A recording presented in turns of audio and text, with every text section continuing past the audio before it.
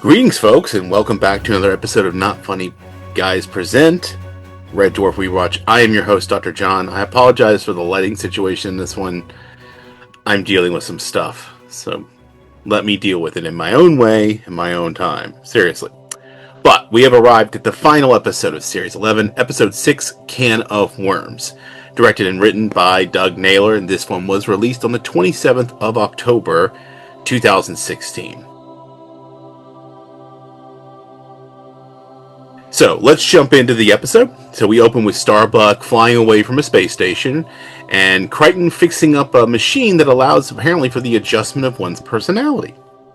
And immediately, Rimmer decides to try it out, possibly correcting some of his, shall we say, personality defects. He thinks maybe he can mold and tighten his personality with adjustments, and Rimmer just doesn't want to get hurt. Let's just put it that way.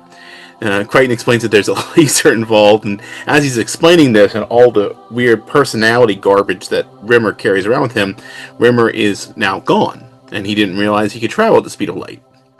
Meanwhile, their ship is on red alert, and Lister is sleeping through it. He's a man. Yeah. The crew rush into the bridge.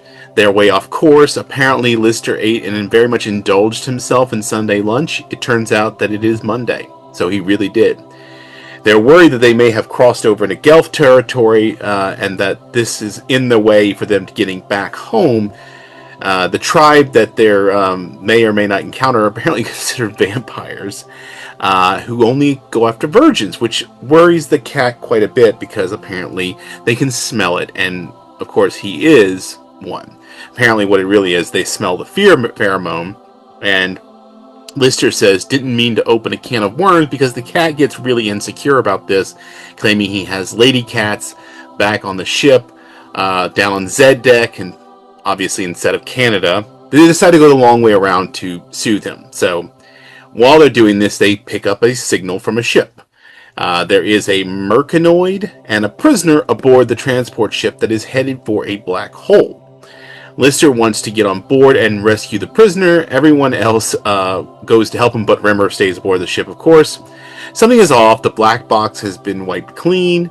Something's not right, because there's a whole situation where he's like, whatever it is, it's right on top of you. He was not reading the fact that that was them. Thanks.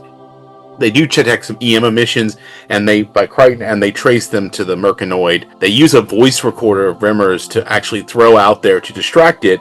It does that until it runs out of the distraction that Lister had put on it, and then leaks over into Rimmer's personal affirmation, for which Rimmer, overhearing this, goes, as you can see in this picture here. So, they use an electroshock on there to disable the mercanoid, and Rimmer is now able to locate the prisoner for them. Apparently, it is a female Felis sapien, or just like the cat, this one played by Maria Yarja. Cat is super psyched. So now we've gone from him fearing he's going to die as a virgin to all of a sudden him finding a female version of himself. This feels staged, as we will see. So they, cat, like I said, super psyched.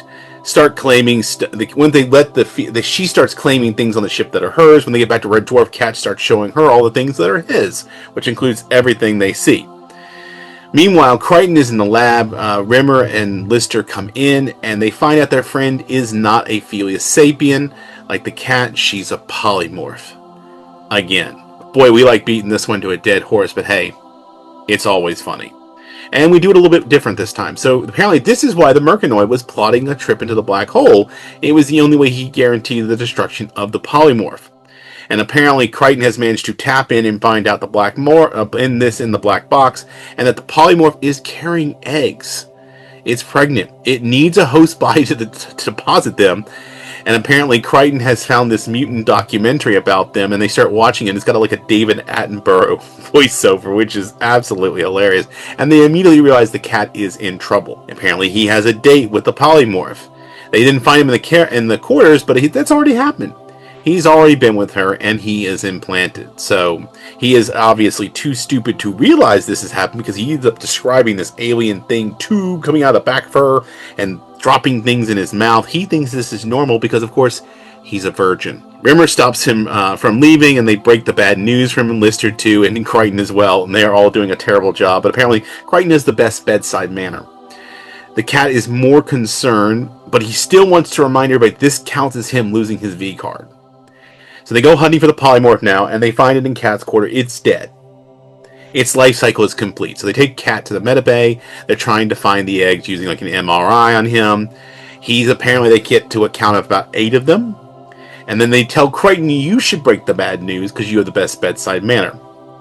Apparently when these things hatch, they will not necessarily burst out of him like an alien, but they will immediately rush for the nearest orifice, shall we say. They even talk about wanting to perform a cesarean, for which Cat thinks is the salad, and he doesn't want croutons. But they're talking about the cesarean section. They sedate the cat, and they get cleaned up for surgery.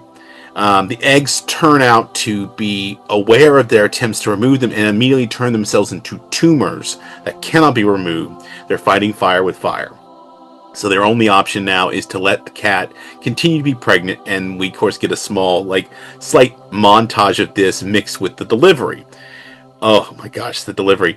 And one of them comes out as chattering teeth, one of them comes out as a pineapple, a soccer ball, a toy boat, a balloon. They're throwing them in the baskets there. These are them trying to figure out their place in the world. And of course they want to be non-threatening, so they start turning themselves into even more cuter things. While this is all happening, Rimmer is pacing the corridor. They're going to eject these things into space. The polymorphs are trying to be, like I said, as cute as possible, like little cute animals. The cat says he should be the one to flush him, so they leave him alone to say goodbye at the airlock. While they're waiting, they realize something is off, and apparently he has run off with them because they had triggered the oxytocin release in him that naturally bonds mothers to children. So they need to go after this. So they decide, so they feed on emotions, so they decide we need to remove the emotions to hunt them down, and then they use the machine on Lister to rewrite his brain, downloading the original version of him into a chip, and I think Rimmer gives it an insultingly small number. I think it's 5 megabytes. So now, no motion, they put him in a little device. This is where the machines, because they literally have to do this in order to get down to the diesel decks, because they've cut off the heat to draw them to a central location. And this way, Lister will be undetectable to them because they won't sense this. And of course, the cat is in a semi-emotional state while the polymorphs have matured when they get down there, and they basically turn Lister into a killing machine with no empathy. Cat is somewhere in there. They start killing them. These little dark versions of Cat show up, and Lister immediately kills them. They splatter like bugs. Both of them pretending to be the cat. So now there's only 6 of them left. Lister, of course, like I said, emotionless. Crichton and Rimmer basically run off, and they start mistrusting each other. And this leads to a whole situation where there's now a whole bunch of them in different sets, all pointing guns at each other, like that Spider-Man meme. They return to Medbay, planning to do a X-ray on them to find out who's who, and there are literally 2 sets of them. So there are now 3 Rimmers, 3 Crichtons, and 3 Listers. Well, they're in the elevator when all of a sudden it opens, the cat comes upon them and starts shooting. He did kill them all. He kills all of them. He knew which ones were his little babies. He kills all the fake ones. Lister later comes to talk to Cat about losing his V card, and Lister leaves, and apparently he does have 2 lady cat friends. Not really, this is just a dream, but he hasn't woken up yet, so he decides to indulge himself. End of episode. Next time we are moving on to Series 12. My gosh.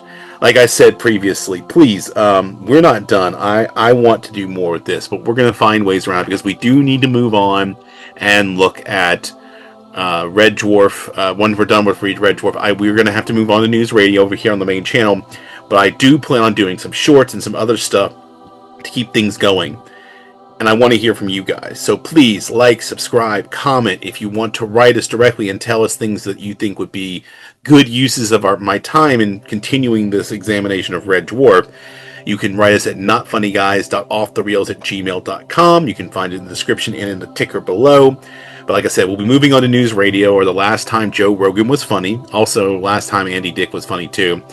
But like I said, I do want to do some Red Dwarf stuff, maybe some over on the TikTok channel, and also maybe do some YouTube shorts where we rank some of the episodes from different series. Something might be fun. But I want to hear from you. Tell me some stuff. Let me know if that's something you'd be interested in. I'd love to hear from you guys. So again, email address.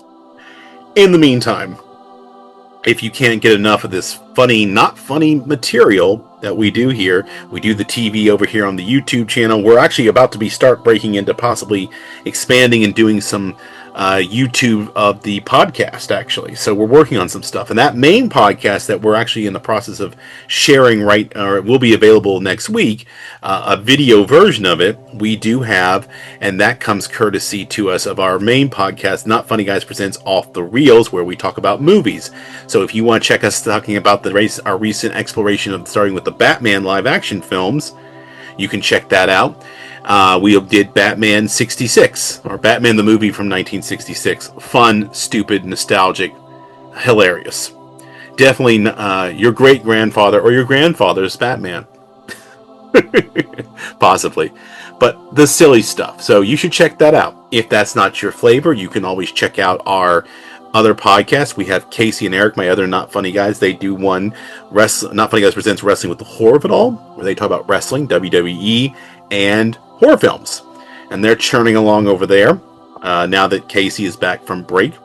And if that's not your cup of tea, check out Not Funny Guys Presents Thinking About Thinking. We'll have an episode out very soon talking about, I've got some stuff I'm going to share solo, but we should have our Not Funny gal, Dr. Kristen, back soon. And we are working on a double episode talking about anti-Semitism, because over on that, when we think about things, we're thinking about things that are going on in the world, AI, culture, and all that stuff gets discussed. So if that's your flavor, come check that out. Otherwise, check out our other podcasts. And until next time, remember, don't be a smeghead. Keep it not funny, and I'll see you then.